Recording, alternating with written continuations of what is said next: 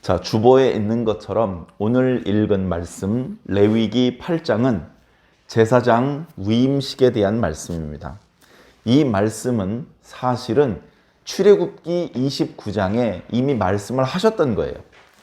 너희들은 제사장을 위해서 이런 절차에 따라서 제사장으로 세워라. 그런 절차를 하나님께서 이미 가르쳐 주셨거든요. 오늘 말씀은 절차하는 방법을 알려주시는 것이 아니고 예전에 이미 말씀해 주신 대로 실행을 했더라. 어떻게? 여호와께서 말씀하신 것과 같았더라. 말씀하신 그대로 제사장이 세워지는 장면입니다. 자, 레위기 1, 2, 3, 4, 5, 6, 7 여기까지 이제 제사에 대한 규례를 주셨어요. 번제, 또 소제, 화목제, 속죄제, 속건제, 그리고 제사장의 입장에서 6장 8절부터 7장 마지막까지 제사장의 입장에서 또 이 모든 제사들을 어떻게 진행시켜야 되는지에 대한 말씀들을 주셨습니다. 그래서 결론적으로 1장부터 7장까지를 통해서 제사의 규례를 주셨어요. 이어지는 8장과 9장과 10장의 말씀은 제사장이 준비되는 모습입니다. 물론 10장은 약간 불미스러운 사건도 있는데요. 8장에는 오늘 방금 우리가 읽었던 내용처럼 이미 출애굽기 29장에 하나님께서 가르쳐 주신 방법대로 제사장을 세우는 모습을 말씀해 주고 있고, 그렇게 해서 이제는 진정한 제사장이 된 아론이 제사장이 된 이후에 첫 번째 제사를 하나님 앞에 드리는 모습이 9장에 나타나고 있습니다. 자, 어찌되었건 이 제사의 규례와 관련해서는 또 예배를 마무리할 때쯤에 다시 한번 요약을 해서 설명을 드리도록 하고요. 우선은 오늘 본문 속으로 풍당 들어가서 도대체 제사장을 어떻게 세웠는지에 대해서 자세히 살펴보도록 하겠습니다. 제사장은 자기가 제사장 해야지 해가지고 마음대로 될 수 있는 것도 아니고요. 나 오늘부터 제사장이야 이렇게 한다고 되는 게 아니고 하나님께서 정해주신 법도에 따라야 됩니다. 자, 우선 아론이 하나님의 제사장이 되어야 합니다. 왜 그렇죠? 하나님이 그렇게 하라고 했어요. 아론과 그의 아들들이 첫 번째 제사장이 되는 것입니다. 그 이후에는 어떻게 되느냐? 제사장의 아들들 중에서 제사장이 계승됩니다. 그렇게 해서 아론의 집안 사람들이 계속해서 제사장의 역할을 감당하는 것이죠. 레위 지파 사람이라고 해서 전부 다 제사장이 되는 것은 아닙니다. 그 중에서도 그앗 자손들이어야 되고 그앗 자손들 중에서도 아론의 자손들이어야만 제사장이 될 수 있는 자격이 주어지는 것입니다. 그렇게 해서 제사장이 되면, 그 자격이 되면 이제 준비를 해야 됩니다. 율법 그 누구보다도 열심히 읽고 묵상하고 특별히 제사를 진행하는 것과 관련된 규례들을 백성들은 그 제사장이 알아야 되는 규례까지 다 기억할 필요 없지만 제사장은 다 알고 있어야 되거든요. 그래서 그것들에 대한 공부, 그것들에 대한 실습, 견학 이런 것들을 정식 제사장이 되기 전에 하죠. 20살이 되면서 제사장이 되던 때도 있었고 그것이 25살 또는 30살로 정식 제사장이 되는 나이가 조금씩 규례가 바뀌어 나가는 그런 모습은 있지만 어쨌든 준비하는 기간이 있고 정해진 기간이 되면 이제 정식 제사장으로서의 직무를 수행하게 됩니다. 그렇게 열심히 하나님의 성전에서 성막에서 제사장으로서의 사명을 잘 감당하다가 나이가 많이 들면 이제 은퇴를 하는 것이죠. 젊은 사람들한테 그 사명을 맡기고 자신은 제사장이지만 이제 직접 제단에 올라가서 제사를 인도하는 역할을 하는 것이 아니라 조금 전에 말씀드렸던 저 밑에 후배 제사장들을 가르치고 지도하는 그런 역할을 하는 그런 그 방법으로 이스라엘에서 계속 제사장이 중간에 끊어지지 않고 계속해서 제사장이 이어질 수 있도록, 제사장이 이어져야 제사를 드릴 수가 있고 제사를 드려야 이스라엘은 하나님의 언약 백성으로서의 권리를 온전히 누릴 수가 있게 되는 것입니다. 자, 그래서 제사장이 되는 방법을 설명을 드리면 여기에 들어가는 제사가 그동안 1장부터 7장에 나타나고 있는 속죄제, 또 번제, 화목제 형식을 띠고는 있는데 약간씩 다릅니다. 그게 어떤 부분이 다른지 그 의미가 뭔지 오늘 예배 시간을 통해서 그런 것들을 밝혀내고 뭐 그러고 싶지는 않아요. 그러나 간략하게 한번 살펴보길 바랍니다. 자, 기본적으로 제사를 드리게 되면 제물을 준비해야 됩니다. 자, 먼저 이제 준비물이 있어요. 자, 일단은 제사를 드려야 될 사람이 누구냐? 제사장이 될 사람들이 제사를 하나님 앞에 바치는 겁니다. 물론 이것은 상당히 중요한 과정이기 때문에 말씀 앞부분에 보면 모세가 본격적으로 이 제사장을 준비하는 의식을 진행하기 전에 이스라엘 온 회중을 회막문 앞에 모읍니다. 물론 이스라엘 사람들 장정만 60만 명, 노인과 여자들까지 합하면 어린이들까지 합하면 막 200만 명이 전부 다 회막문 앞에 모였다. 뭐 그럴 수는 없었겠죠. 그럴 공간도 없었고, 그건 너무 어려운 일이고요. 보통 이런 식으로 중요한 행사에 온 회중을 불러 모았다라고 말하면 정말로 한 명도 빠짐없이 하나님의 백성이 다 모인 것이 아니고 보통은 각 집안의 대표들, 그러니까 12지파가 있었는데 12지파에서 대표를 한 명씩만 뽑으면 12명밖에 안 되잖아요. 보통은 한 지파에서 12명, 또 12지파가 있으니까 120명에서 150명 정도, 그 정도 사람들이 이제 모세를 통해서 연락망이 있겠죠? 그렇게 해서 소식을 받고 모이는 겁니다. 그냥 뭐 밥 먹으러 뭐 잔치집에 온 것이 아니기 때문에 경건한 마음으로 목욕제기하고 깨끗한 옷을 입고 나왔겠죠? 그렇게 그들은 제사장이 세워지는 이 의식의 증인으로 참석하고 있습니다. 자, 그렇게 하고서 본격적으로 이제 진행이 되는데 먼저 준비를 해야 됩니다. 준비. 하나님 앞에 제사를 드려야 되기 때문에요. 수송아지 한 마리, 그 다음에 수양 2마리, 그리고 또 뭐가 준비되어야 되냐면은 소제물이 준비되어야 되죠. 무교병, 뭐 여러 종류의 무교병 한 광주리. 네. 이것 말고도 뭐 이제 제사장의 의복도 있어야 되고요. 제사장이 될 사람도 있어야 되고요. 그 다음에 증인, 온 회중이 준비가 되어야 됩니다. 그러니까 이 제사장을 세우는 의식은 저 골방에서 필요한 사람들 몇 사람 모여서 되는 게 아니고요. 온 이스라엘이 다 알게 되는, 모두가 보는 앞에서 공개적으로 진행되는 아주 중요한 행사입니다. 자, 이렇게 준비를 했습니다. 사실은 뭡니까? 준비하는 것도 쉬운 게 아니에요. 우리도 작년 5월 달에 교회를 설립한 지 5주년이 되어서 조촐한 행사를 했습니다. 근처에 식당을 빌려서 식사도 했고요. 또 여기 평소보다도 더 멋있는 장식도 했습니다. 현수막도 여러 개를 준비를 했고요. 또 존경하는 목사님들도 여러분들을 초대를 해서 말씀도 부탁하고 기도도 부탁하고 축사도 부탁드리고 그렇게 이제 했습니다. 그게 하루아침에 되는 게 아니에요. 꽤 오래 전부터 전화통화도 하고 이렇게 조율을 하고 여러 가지를 준비를 한 겁니다. 별것 아닌 행사도 그렇게 준비하는데 시간이 많이 걸리고 비용도 들고 그리고 정성도 많이 쏟아야 됩니다. 그런데 그렇게 조그만한 교회 설립 기념 예배보다도 이때 당시 이스라엘의 최초로 제사장을 세우는 아주 감격스러운 이 현장은 그저 그냥 야 내일이래 뭐 준비할까요? 뭐 내일 준비하면 되지 뭐 이런 식으로 무성의하게 준비할 수 있는 것들이 아니었습니다. 그들이 할 수 있는 최선의 것, 그러니까 수양, 송아지가 제물로 사용되는데 살찐 놈으로 흠이 하나도 없고 딱 봐도 잘생긴 놈으로 미리 골라놓는 거죠.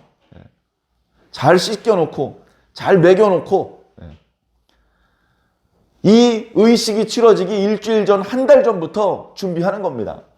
여기 제사장의 의복은 성막을 만들 때 이미 만들어 놓았던 것입니다. 그리고 무교병, 대충 뭐 밀가루 좀 몇 개 가져와봐 몇 말, 그게 아니고 그 무교병을 어떤 것은 철판에, 어떤 것은 뭐 여러 가지 방법으로 이제 조리를 하는 것이죠.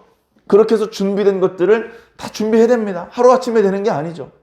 그래서 모든 게 준비가 되면 이제 이 제사장 위임식을 시작하는 날 아침에 다 가지고 오는 겁니다. 아침 일찍부터 시작을 하는 것이죠. 자, 그럼 두 번째, 본격적으로 이제 준비를 하는데 하나님 앞에 제사를 드리기에 앞서서 해야 될 것이 있습니다. 일단 물로 씻어야 됩니다. 물로 씻기. 누가 씻어야 되느냐? 제사장이 될 사람이 씻어야죠. 아론과 아론의 아들들. 아론의 아들들은요, 나답과 아비후와 엘르아살과 한 명 생각이 안 나네. 나중에 생각나면 알려주세요. 나답과 아비후와 엘르아살과 생각이 안 납니다. 이름이 세 글자인데. 자, 그래서 아들이 4명이죠. 아론까지 하면 5명입니다. 이 5명이 몸을 물로 씻어야 돼요. 예. 예. 예? 이다말. 예. 그렇게 4명이죠. 자, 먼저 물로 몸을 씻습니다. 자, 그 다음에 세 번째, 관유라는 게 있어요.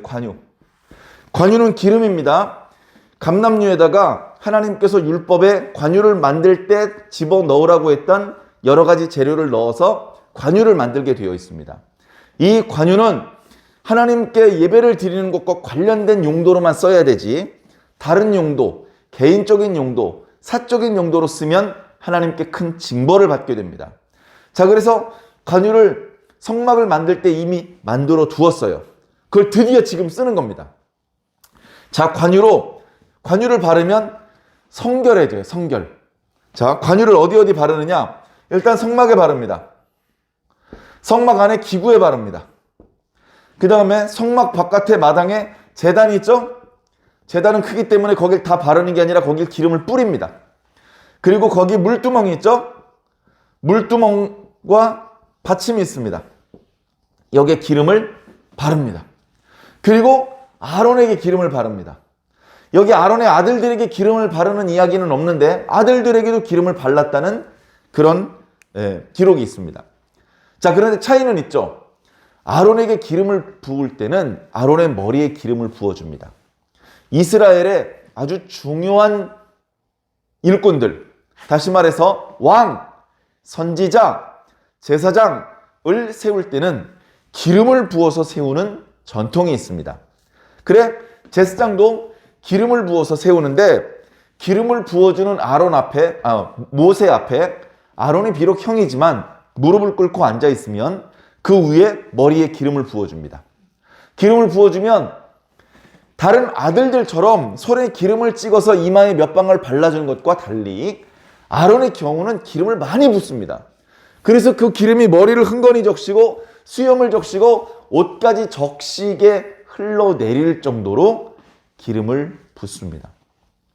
그것은 지금부터 네가 감당해야 되는 사명은 네 직업, 밥벌이가 아니고 하나님을 위해서 섬기는 일이다.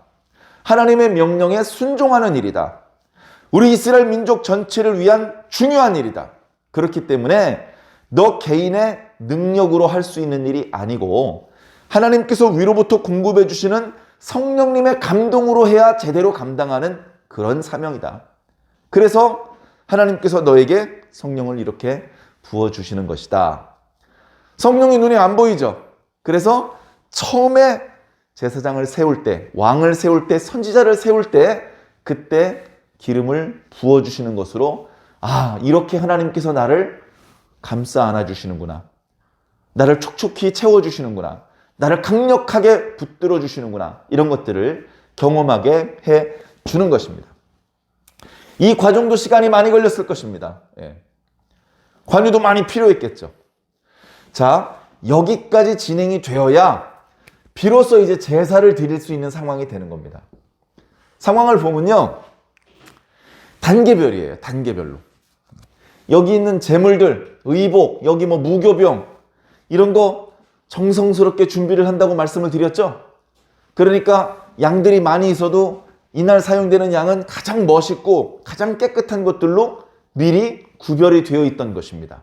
이런 식으로 하나님 앞에 나아가기 위한 정성이 이제 깔리기 시작하는 것이죠. 그 다음에 물로 씻습니다. 물로 씻는 정도까지는 완전히 깨끗해졌다. 거룩해졌다, 성결해졌다 이렇게 말하긴 조금 부족해요. 그러나 기름을 부어주시기 전에 먼저 물로 씻어주시는 과정이 필요합니다. 보니까 때가 그냥 덕지덕지 꼈네 이런 건 아니야. 그래도 제사장이 될 사람들인데 물로 씻어주시는 과정이 있지만 진작에 여러 날 전부터 자주 목욕을 해서 몸이 깨끗해.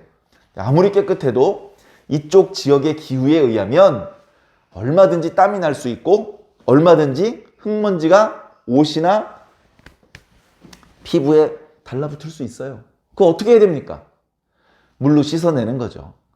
물로 씻는다고 해서 본격적으로 샴푸 막 거품 내고 야 로션타올 갖고 와 때 좀 한번 밀어보자 이렇게 하는 게 아니고 경건한 마음으로 물로 붙어있는 먼지마저도 다 씻어내서 하나님 앞에 완전히 흠이 없는 상태로 제사장으로 자신을 헌신하려는 그런 정성의 마음이 있는 것이죠.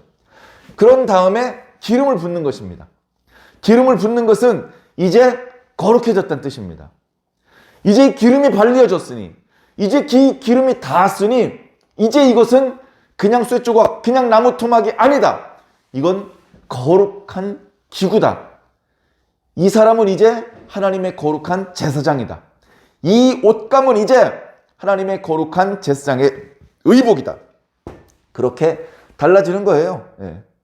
다 이제 바르는 겁니다. 여기 의복에도 바릅니다. 의복. 제사장의 의복에도. 여기 의복을 입히는 게 있다. 의복. 예. 다 씻긴 다음에 옷을 입고 그 다음에 관유를 발라주죠. 제사장의 의복 기억납니까? 자, 속옷, 고이 있죠. 고쟁이. 예. 고이를 입고요. 그 다음에 속옷을 입습니다. 속옷이라고 하니까 정말로 이제 팬티 메리아스 이런 걸 생각할지 모르는데 그것이 아니고 제사장의 의복 아래쪽에 받쳐 입는 의미에서 제일 안쪽에 입는다는 의미에서 속옷이에요. 그래서 세마포 속옷이라고 불립니다. 반포 속옷. 그리고 속옷 위에 겉옷을 입습니다. 겉옷은 벌써 소매가 없어요. 속옷만 소매가 있어요. 겉옷은 소매가 없고 겉옷은 청색입니다. 여러분 잘 보이시는지 모르겠는데 제 넥타이하고 와이셔츠가 약간 청색이죠. 이런 식으로 청색으로 된 것이 이제 속옷은 소매도 있고 발도 발목까지 이렇게 길게 늘어져 있는 그런 형태고 겉옷은 무릎 정도까지 올라오고 그 다음에 소매가 없어요. 그리고 그 위에 자 속옷이 펄럭거리지 않게 띠로 허리를 이렇게 조이고요. 그 다음에 겉옷을 입고요. 겉옷 위에 이제 에봇은 겉옷 위에 또 입는 조끼 같은 것이죠. 그리고 이 에봇에 이제 흉패를 붙입니다. 흉패. 이스라엘 12지파를 상징하는 12보석이 앞쪽에 붙어 있죠. 그리고 그 속에는 하나님의 판결을 위해서 사용될 우림과 툼밈이 그 안쪽에 있는 주머니에 있습니다. 그리고 그 머리에는요, 관을 썼어요. 관을 쓰고, 그리고 대제사장의 경우에는 금패를 그 이마에 붙이도록 되어 있습니다. 7개 맞죠? 하나, 둘, 셋, 넷, 다섯, 여섯, 일곱. 이 중에서 이것들은 이제 대제사장들만 이렇게 하는 것이고요. 아론의 아들들은 여기서 속옷을 입고 띠를 띠고 관을 쓰는 것까지만 했습니다. 다른 겉옷과 에봇, 흉패, 금패는 오직 대제사장 한 명만. 그러니까 다른 속옷과 띠와 관은 제사장들의 숫자대로 만들어 두어야 되지만 이 겉옷과 에봇과 흉패 그리고 금패는 대제사장 한 사람만을 위한 것이기 때문에 딱 한 개만 만들어 놓으면 되는 것이죠. 자, 이렇게 옷을 입히고 관유까지 다 발랐습니다. 이제 제사를 드려야 되는데요. 제사는 3번을 드립니다. 3번. 제사는 어떤 제사가 있냐면 속죄제. 순서가 중요하죠. 그 다음에 번제. 그 다음에 위임식 제사를 드립니다. 그런데 이 위임식 제사의 형식은요, 사실은 화목제 제사. 이미 오늘 말씀이 이제 8장인데 1장부터 7장까지의 말씀해 주셨던 제사의 규례가 여기에 다 녹아 있는 것이죠. 대부분의 제사장 위임 제사뿐 아니고 조금 큰 절기에 드리는 제사도 대부분 이런 순서로 제사를 드립니다. 먼저 우리 인간이 하나님과 커뮤니케이션을 하려면 우선 용서받아야 돼요. 우리는 날마다 용서받아야 될 죄를 저지르고 사는 사람들입니다. 우리는 하나님과 뭔가 말을 트기 전에, 하나님과 뭔가 물꼬를 트기 전에 제일 첫 번째 해야 되는 것이 먼저 용서받는 일입니다. 용서를 받으려면 자신의 잘못을 인정하고 하나님께 용서해 주시기를 간구해야 됩니다. 그랬을 때 우리가 진심으로 하나님 앞에 우리의 죄를 자복하고 하나님 앞에 간절한 마음으로 용서를 구할 때 하나님께서는 뜸들이지 않으시고 우리의 죄를 눈 녹듯이 녹여 없애버리시는 분입니다. 그게 바로 속죄 제사의 능력이죠. 그렇게 해서 죄의 간격이, 하나님과 우리 사이를 가로막았던 죄의 담장이 무너지고 나면 이제 우리는 하나님을 바라볼 수 있고 하나님의 말씀을 들을 수 있고 우리의 소원을 아뢰드릴 수 있죠. 그때 하나님 돈 주세요.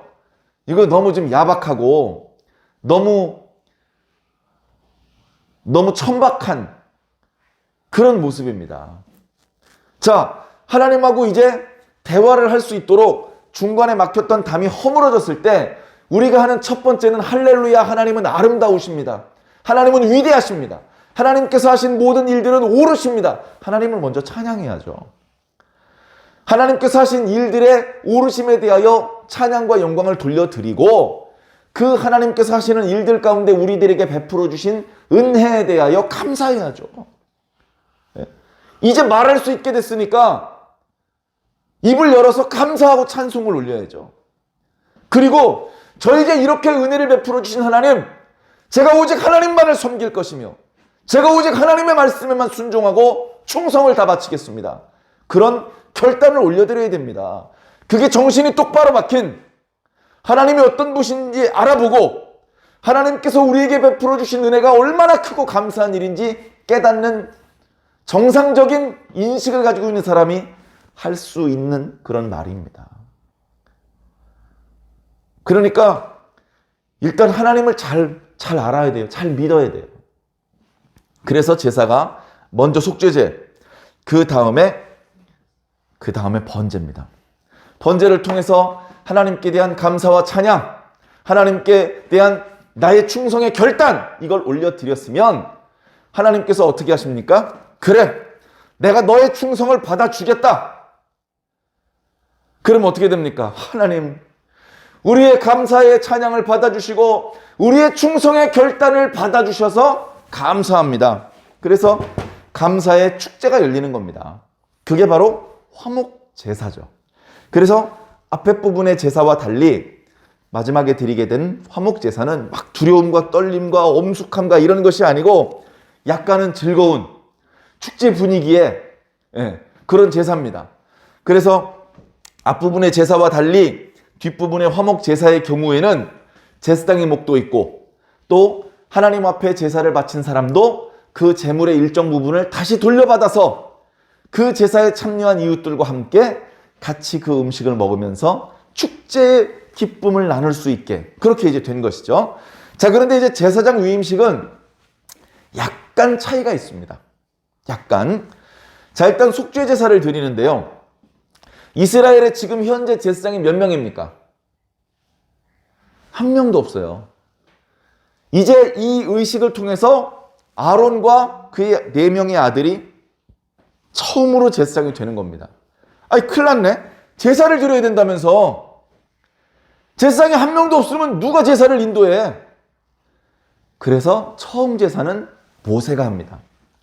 모세는 제사장 위임식의 과정을 거치지도 않았고 제사장의 의복을 입지도 않았지만 그러나 모세는 제사장의 권위 이상의 권위를 하나님께서 주셨습니다. 아론도 보지 못했던 하나님의 얼굴을 모세는 봤습니다. 아론도 듣지 못했던 하나님의 음성을 모세는 들었습니다. 아론도 베풀지 못했던 하나님의 능력을 모세는 베풀 수 있었습니다. 그 이루 말로 할 수 없는 이스라엘 많은 선지자가 있지만 감히 모세와 비교서 누가 더 센지 비교하기에는 너무 모세가 탁월하게 크고 강한 선지자였죠. 그래서 첫 제사는 모세가 직접 진행을 합니다. 자, 제사를 바치는 아론과 4명의 아들들은 제물을 가져오시오. 제사장의 속죄제는 숫송아지를 바치게 되어 있다는 것을 우리는 이미 배웠죠. 몇 장에 있었죠? 예, 모르셔도 돼요. 4장에 있었어요. 예. 여러분들이 무슨 신학교 학생이거나 신학 연구하는 분 아니잖아요. 몰라도 돼요. 찾아보면 돼. 뭐 인터넷 검색하셔도 되고. 자, 그런데 어쨌든 속죄제 제사를 드릴 때 일반 백성들하고 제사장은 달라요. 제사장은 송아지를 바쳐야 돼. 송아지. 그리고 이 송아지를 잡아서 그 고기는 다 태워야 되고, 그리고 거기서 나온 피는 이제 분향단 넷불에도 발라야 되고, 성막 입구에 있는 장에도 뿌려야 되고, 제단 사면에 뿌려야 되고, 막 이렇게 해야 되는데, 지금 속죄제는 제사장이 이미 된 사람이 눈에 띄게 어떤 죄를 범해서 속죄를 드리는 것이 아니고, 눈에 띄는 무슨 범죄를 한 사실은 없지만, 그러나 하나님 앞에 깨끗하지 않기 때문에 제사장이 되는 마당에 먼저 한번 깨끗하게 죄를 용서받기 위한 제사이기 때문에 제물은 송아지를 쓰지만, 숫송아지, 그러나 손가락에 피를 찍어서 어디 7번 뿌리고 분향단에 바르고 그렇게는 하지 않습니다. 그렇게는 하지 않고 그 피를 가지고 제단 사면에 발라서 이 제단을 먼저 거룩하게 해요. 제단을 먼저 속하고 그 남은 피는 제단 안에 뿌려서 이 제단 전체를 이제 속하게 하는 겁니다. 이제 이 제단은 하나님 앞에 제사를 드릴 수 있는 제단이 되는 것이죠. 자, 그렇게 하고, 그리고 속죄제 규례에 나와 있는 그대로 여기서 나온 여러 가지 기름들을 이 제단 위에서 태웁니다. 그리고 그 나머지 머리, 가죽, 고기, 똥 이런 부분들은 가지고 나가 진영 밖으로, 진영 밖에서 태웁니다. 허유, 송아지면 고기도 많을 텐데 아까워서 어떻게, 아깝다고 생각하고 그거 먹으면 죽어요. 하나님께서 진노하셔서 죽입니다. 그렇게 쓸데없이 그거 몇 점 먹으려고 자기 목숨을 재촉하고 하나님을 분노하게 만들지 말고 하나님께서 말씀하신 그대로 순종하면 됩니다. 그래서 들고 나가서 하나님께서 말씀하신 장소에서 불태웁니다. 자, 그게 진행되면 이제 하나님 앞에 죄가 용서되었습니다. 그러면 이제 번제를 드려야죠. 하나님을 찬양하고 감사하고 하나님을 향하여 절대적인 충성을 서약하는 그런 의미를 담아서 번제를 드립니다. 번제는 다 태우는 거예요. 다. 물론 짐승을 잡아서 피를 제단 사면에 뿌리고 그것이 빨리 탈 수 있도록 각을 뜨고, 그리고 그 내장 부분을 씻어내는 뭐 과정이 있습니다만 결국 번제는 전부 다 드리는 거예요. 우리가 하나님 앞에 우리를 헌신할 때 일부분 드리려고 하면 안 됩니다. 하나님, 제 일부만 하나님 앞에 드릴게요. 이 부분은 하나님 못 줘. 이건 내가 쓸 거예요. 이런 식으로 한다면 그 헌신은 온전한 헌신이 될 수 없겠죠. 결정적인 순간에 얼마든지 배반을 할 수 있다는 말이잖아요. 우리가 하나님 앞에 헌신할 땐 그렇게 하면 안 됩니다.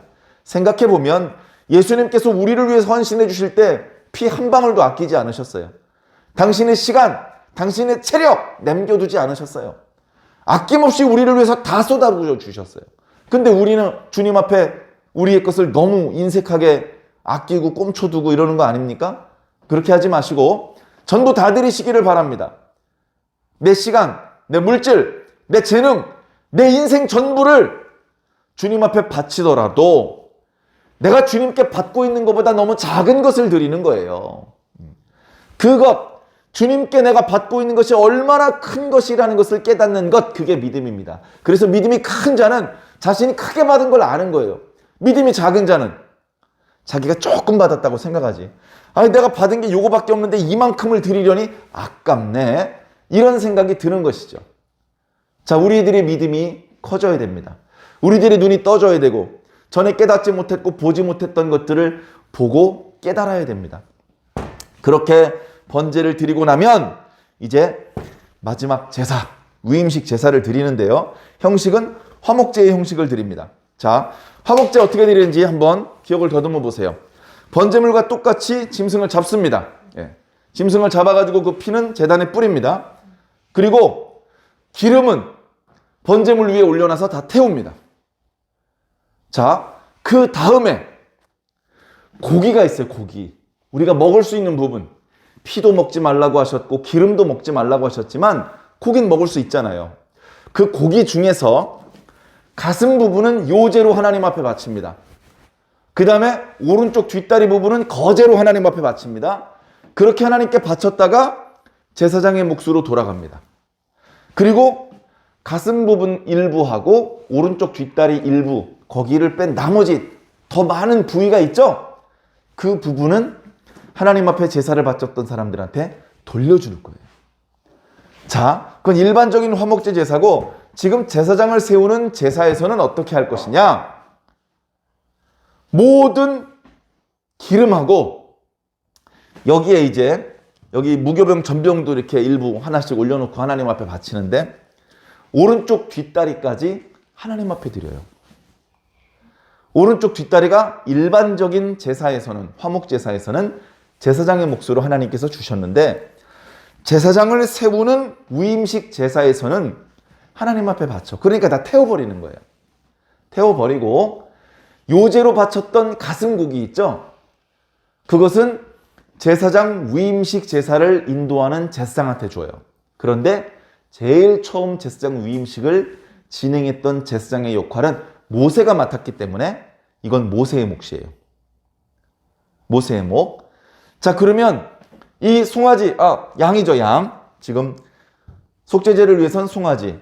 그리고 양 2마리는, 한 마리는 번제를 위해서, 한 마리는 위임식 제사, 화목 제사를 위해서 드렸으니까 여기에 이제 가슴 고기는 모세의 것이고, 그리고 나머지 부위의 고기는 제사를 바친 사람이 먹어도 돼. 제사를 바친 사람이 누구냐면 아론과 그의 아들들이에요.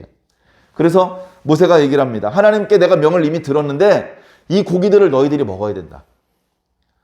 너희들. 다른 사람은 참여할 수 없어요. 아론과 아론의 아들들. 다시 말해서 이번에 제사장이 될 사람들. 이 사람들은 이제 이 고기를 먹어야 돼요. 이 고기를 하나님 앞에 바쳐졌던 고기이기 때문에 거룩해요.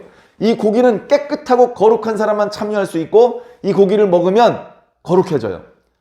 그러니까 이 모든 과정을 통해서 이제 제사장들이 점점 온전한 제사장의 영적인 지위로 끌어올려지는 거예요. 더 깨끗해지는 거예요. 더 거룩해지고 제사라고 하는 이 사명을 더 잘 감당하기 적당한 사람으로 진정으로 거룩하신 하나님의 제사를 진행할 만한 자격이 있는 사람으로 그렇게 점점 준비가 되어가고 있는 것입니다. 그런데 문제는 뭐냐면 이 고기는 이 성막 밖에서 먹으면 안 돼요. 성막 건물이 있고요. 마당에 물두멍과 번제단이 있고 그 주변에 담장이 있잖아요. 그 담장 밖으로 나가면 안 되는 것이죠. 그런데 7일 동안 나가지 말래요.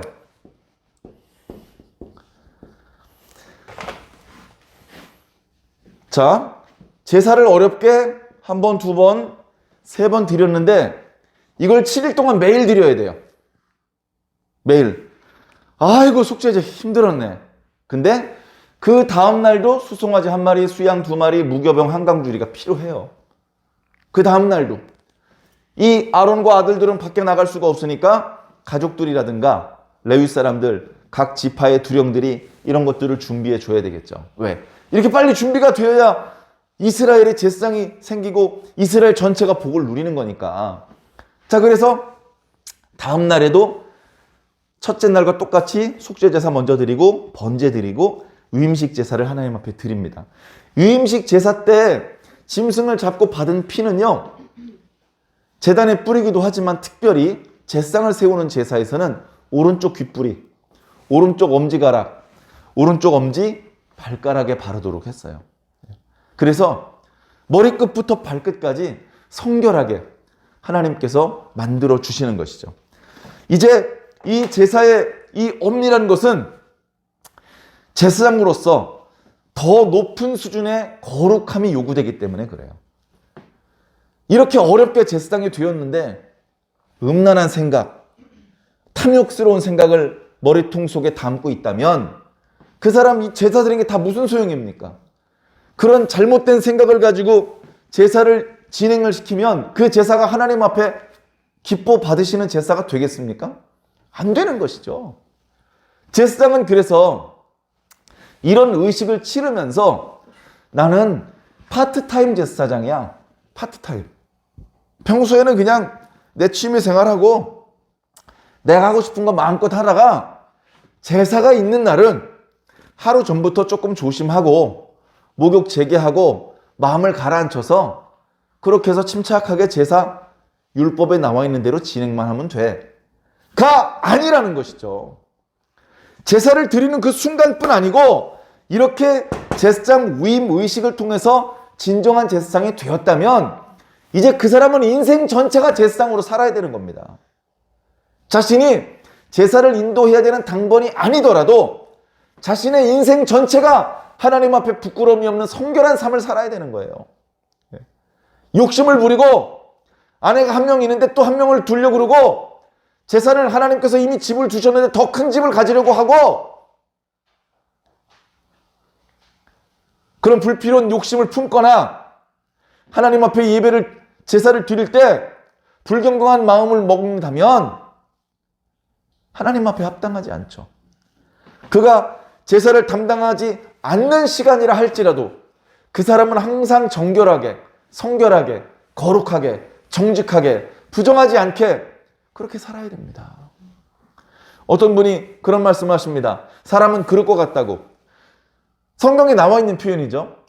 그런데요, 여기에 뭐가 담겨져 있는지가 중요해요. 뭐가 담겨 있는지가 중요합니다.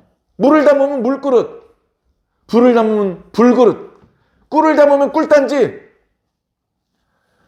똥을 담으면 똥통, 밥을 담으면 밥그릇, 국을 담으면 국그릇. 무엇을 담느느냐에 따라서 그 그릇은 다른 대접을 받습니다. 밥을 담으면 밥상 위에 올라갑니다. 똥을 담았는데 밥상 위에 올라가겠습니까? 하나님의 제사장 속에는, 제사장이라고 하는 그릇 속에는 무엇을 담아야 되겠습니까? 무엇이 되었든 부정한 걸 담으면 안 되겠죠. 하나님께서 주신 하나님 마음에 합족한 것을 담아야 됩니다. 자, 그래서 어떻게 보면 이 제사 의식을 7일 동안 반복하게 하시는 것도 추워라도 털끝만큼이라도 부정한 것이 눈에 띄우는 물질적인 것이 되었든 마음과 생각 속에 있는 사상적인 것이 되었든 털 한 오라기만큼도 없도록 씻어내기 위한 그런 과정인 것입니다. 이스라엘의 다른 어떤 직함을 위해서 이렇게 일주일 동안 제사를 드리며 회막문 밖으로 나가지도 못하고 철저하게 그 안에서만 머물러 있어야 되는 그런 규례는 없습니다.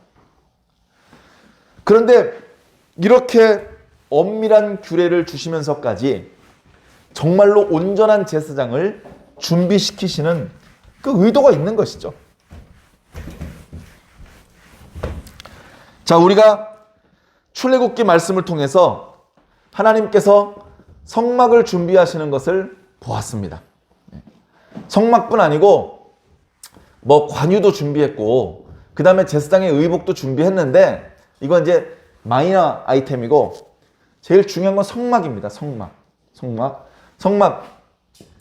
성막이 있고 기구가 있고, 그죠? 성막 안에 들어가는 기구들이 많이 있죠. 그 다음에 마당에 제단도 있고 물두멍도 있고 그 다음에 이렇게 둘러싸는 담장도 있는 것이죠. 자, 이 성막이 있어야 됩니다. 성막.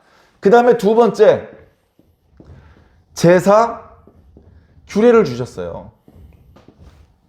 성막은 출애굽기에 하나님께서 계명을 주셨고 이 성막을 만들 사람을 하나님께서 임명해 주셨고 성막 만드는 사람들에게 성령을 부어주셔서 이 성막의 다양한 것들을 아름답고 완벽하게 만들 수 있는 재능도 주셨고 그래서 백성들이 스스로 자원하여 그 바친 그 기증한 물건들을 가지고 이 성막과 관련된 모든 것들을 만들었죠. 예. 자, 그리고 두 번째에 이 성막에서 어떻게 제사를 드리는지 그 규례를 주신 거예요. 어디서? 레위기로 넘어와서 1, 2, 3, 4, 5, 6, 7장에. 자, 그리고 오늘 세 번째, 제사장을 준비시키는 겁니다. 제사장을. 하나님께서 여러 번 말씀하셨어요. 아론과 그의 아들들이, 그리고 대대로 아론의 자손들이 제사장이 될 것이다. 근데 그렇게 말씀하셨다고 그냥 그날 갑자기 제사장이 되는 건 아니고요. 오늘 읽었던 말씀, 출애굽기 29장에 명하셨고 오늘 레위기 8장에 그 명령하신 대로 실천을 해서 제사장이 세워지는 거예요. 그걸 위임했다라고 표현합니다. 위임했다. 어려운 표현인데요. 요즘에도 교회에서 저 목사님이 돌아가실 때까지, 정년이 되실 때까지 우리 교회 담임 목사님이 되셨으면 좋겠어. 당회에서 그렇게 의결을 해서 위임 목사로 임명을 하는 경우가 있습니다. 여기서 나오는 표현인데요. 하나님의 영적인 일과 관련돼서 가장 중요한 역할을 담당하는 사람으로 인정을 해주겠다, 추대를 해주겠다, 그런 의미가 담겨져 있는 것입니다. 그 제사장이 드디어 세워지기 시작하는 거예요. 왜 이런 것들을 준비하게 하십니까? 이것들을 준비해서 하려는 게 뭡니까? 이것들을 준비해서 뭘 하려면 제사를 하려는 거예요, 제사. 이것 중에 하나만 없어도 제사를 드릴 수가 없잖아요. 제사를 드리게 하기 위해서 이것들을 차례대로 하나님께서 준비하게 하신 겁니다. 어느 것 하나 하나님께서 직접 지시하지 않으신 것이 없습니다. 모든 것이 하나님께서 제시하신 대로 된 것입니다. 하나님께서 말씀하신 대로 해야만 온전할 수 있는 것입니다. 하나님께서는 법을 만드시는 분이시며 집행하시는 분이십니다. 자, 이렇게 해서 하나님께서는 제사가 벌어질 수 있도록 만드시려는 겁니다. 왜 제사가 벌어져야 됩니까? 왜 제사가 벌어져야 됩니까? 제가 한번 비유로 설명드려 볼게요. 여러분, 우리가 이제 통장 같은 게 있죠? 통장. 예. 아주 어렸을 때는 통장이 없어요. 그러면 지갑이라든가 저금통 같은 게 있을 겁니다. 근데 이제 돈이 많아지다 보면 그 지갑이나 저금통에 보관하는 게 불안할 수도 있고 어떤 땐 불편할 수도 있어요. 그래서 적당한 때에 통장을 만듭니다. 자, 통장을 만들고 싶었어요. 통장이 있었으면 좋겠다 하고 뭐 손가락을 딸 하면 이렇게 통장이 생깁니까? 아니죠. 통장을 만들려면 뭐부터 만들어야 됩니까? 도장이 먼저 있어야 돼. 도장. 그 다음에 은행에 도장을 들고 가도 신분증이 있어야 돼. 미성년자들은 신분증이 없기 때문에 가족관계 증명서나 주민등록 등본이라도 있어야 돼. 그죠? 그럼 도장은 그냥 뭐 아무 데서나 구할 수 있습니까? 도장을 만드는 가게에 가야 되죠. 그 다음에 필요한 서류가 있다면 그 서류를 발급하는 기관으로 또 가야 되죠. 그래서 필요한 것들을 다 준비를 해서 이번에는 내가 통장을 만들고 싶은 은행으로 가야 됩니다. 전북은행 통장이 필요하면 전북은행으로 가야 되고 농협통장이 필요하면 농협으로 가야 되죠. 그래서 가서 필요한 서류를 다 제출을 하면 통장을 만들어 줍니다. 그러면 비로소 그 통장 번호를 알려주면 나한테 돈이 들어오는 거예요. 이 제사는 하나님의 축복을 받는 통장이에요. 제사는 하나님의 축복을 받는 통장이라고요. 근데 제사를 그냥 드릴 수가 없어요. 제사장도 있어야 되고 제사를 드릴 수 있는 성막과 여러 기구들이 있어야 되고 그리고 그 기구들과 제사장이 어떻게 제사를 드려야 되는 규례가 있어야 돼요. 이게 다 있어야 돼. 하나라도 없으면 안 돼요. 그래서 제사를 드릴 수 있어요. 이 제사를 드리면 이제 복 받는 거예요. 제사를 드리면 용서받지 못했던 내 죄가 용서받고 하나님 앞에 내 소원이 올려져서 내가 소원을 성취할 수 있고 내가 하나님의 백성이 되며 하나님의 백성으로 누리는 모든 권리를 만끽할 수 있어요. 여러분, 감옥에서는요 마음대로 돌아다니면 안 됩니다. 제가 교도소에 이렇게 가보면요 교도관 이외의 사람들이 있죠. 거기 재소자가 되었든 저같이 방문객이 되었든 마음대로 돌아다니면 절대로 안 됩니다. 죄가 있는 사람이든 없는 사람이든 교도관이 인솔을 해야 됩니다. 교도관이 인솔을 해야만 이동을 할 수가 있습니다. 마음대로 돌아다니면 안 돼요. 그래 죄를 지어서 감옥에서 여러 해 동안 복역을 하다가 이제 형을 다 마치고서 출소를 하면 감옥에서 있던 생활이 떠올라가지고요. 자기 마음대로 돌아다닐 생각을 못합니다. 화장실에 갈 때도요.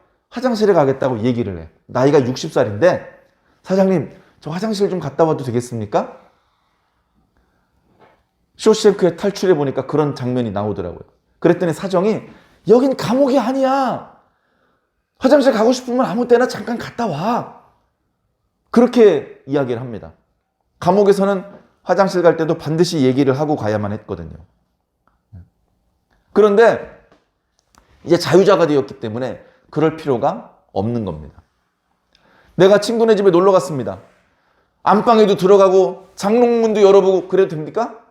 안 되죠.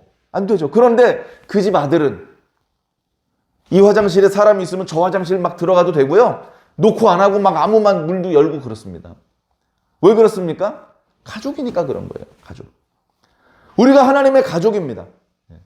아니 뭐 제사해가지고 뭐가 좋아지는 거야? 얼른 눈에 안 띄죠? 오히려 제사 드리면 손해본 것 같습니다. 멀쩡한 짐승 한 마리 불태워가지고 제사라는 제도 때문에 제사를 많이 드릴수록 우리 동네 송아지하고 염소하고 양의 숫자는 점점 줄어들고 이런 바보 같은 제도가 어딨어. 그렇게 생각이 들 수도 있습니다. 그러나 우리가 하나님의 자녀가 되고 하나님의 소유된 백성이 된 것이 의미하는 축복은 이로 말로 할 수 없는 거예요. 내가 남의 집에 놀러 가서 눈치 보고 밥을 더 먹고 싶은데 밥을 더 달라고 하지도 못하는 그런 입장하고 큰 소리 치면서 엄마 밥 더 줘! 엄마 반찬도 더 줘! 이렇게 말할 수 있는 입장은 다른 겁니다. 그래서 하나님의 백성의 권리, 하나님의 백성이 가지고 있는 권세는 크고 좋은 것이다. 여러분들은 우리에게 이렇게 크고 좋은 권세가 있다는 걸 첫 번째 알아야 되고요. 두 번째는 그 권세를 써야 됩니다. 아니 하나님 앞에 기도를 하고 싶은데 하나님께서 기도를 안 들어주셔요. 그런데 하나님의 백성의 기도는 들어주셔. 그러면 하나님의 백성이 아닌 사람들이 봤을 때는 야 니들은 참 좋겠다. 하나님 앞에 직접 기도할 수도 있고 하나님이 하나도 빠뜨리지 않고 다 들어주신다며 야 정말 부럽다.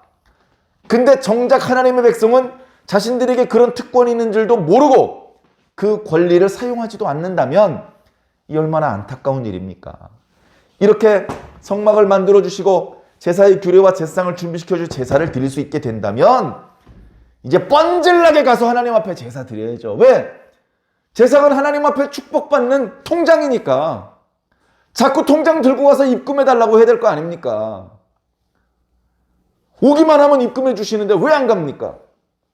사랑하는 성도 여러분, 하나님의 이름을 부르는 것을 주저하지 마십시오. 하나님께 기도하는 것을 나중으로 미루지 마십시오. 하나님께 예배 드릴 수 있을 때 예배 드리십시오. 왜 그 축복의 기회를 그냥 지나쳐 버리십니까? 우리가 하나님의 백성으로서 누릴 수 있는 모든 축복을 다 누리시기를 바랍니다. 이 땅에 있는 동안에도 그리고 이 다음에 오는 세상에서도 우리가 잘 아는 것처럼 이 제사의 제도는 오늘날은 하지 않습니다. 오늘날은 예배라는 것으로 명칭도 바뀌었고 그 속에 들어있는 알맹이 내용도 완전히 바뀌었습니다. 이 제사장들은 온전하지 못해요. 그래서 번제와 허목제를 드리기 전에 자기 죄부터 용서받아야 돼. 그러나 이런 불완전한 제사장이 아닌 진정한 제사장이 되신 예수 그리스도께서는 자기 자신의 죄를 용서받을 필요가 없어요. 왜? 죄가 없으신 분이기 때문에 더 온전하시고 더 강력하셔서 우리의 죄를 더 완전히 고쳐주실 수 있습니다. 씻어주실 수 있습니다.